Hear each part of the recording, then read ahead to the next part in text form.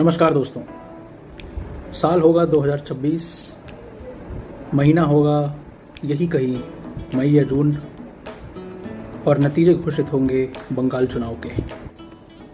294 विधानसभा सीटों में से 2/3 बहुमत पाने के बाद भी ममता सरकार जिस तरीके से फेल हुई है, उसको देखते हुए ये बात तय है कि 2026 का चुनाव ममता बनर्जी के लिए आखिरी चुनाव हो सकता है, और हो भी क्यों ना, उनका गद्दी से हटना अब अनिवार्य हो चुका है दोस्तों। क्योंकि जो बलात्कार की घटनाएं बंगाल से आ रही हैं वो इतनी चिंताजनक हैं कि लॉ एंड ऑर्डर की इतनी बर्बादी किसी भी प्रदेश में आज तक नहीं देखी गई।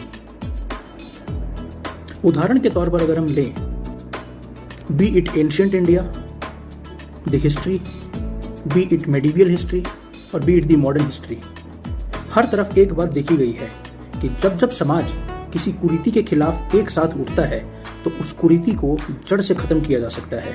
और आज के दौर में सबसे बड़ी कुरीति जो इस समाज में फैल चुकी है उसका नाम है महिलाओं के प्रति बढ़ते अपराध। और ये कहने में बिल्कुल भी झिझक नहीं है कि ये अपराध बहुत ऊंचे स्तर पर बंगाल पर काले बादल की तरह छा चुके हैं। इसलिए अपनी बच्चियों को शिक्षित करने के साथ साथ सेल्फ डिफेंस की एक बहुत अनिवार्य प्रतिक्रिया हमें शुरू करनी होगी। जी हाँ, 2 रोटी कम खा लीजिएगा दोस्तों, लेकिन अपनी बच्चियों को सेल्फ डिफेंस जरूर सिखाइए। कुछ कम पड़ जाएं बच्चियां, कोई दिक्कत नहीं। ज़्यादा अंक ना ले आएं बच्चियां, कोई दिक्कत नहीं।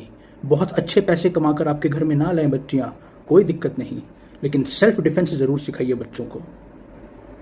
सेल्फ डिफेंस आज एक इतनी अनिवार्यपूर्ण बात हो चुकी है कि इसको नज़रअंदाज करना हमें बहुत भारी पड़ेगा।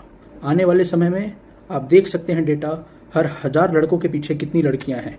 और ये जो चीज़ें बंगाल में हो रही हैं, ममता बनर्जी जी और भाजपा के भी साथियों को, भाजपा को तो कहिए कि मौका मिल ही गया है, और मौका मिले भी क्यों ना, मौका मिलना जायज़ है।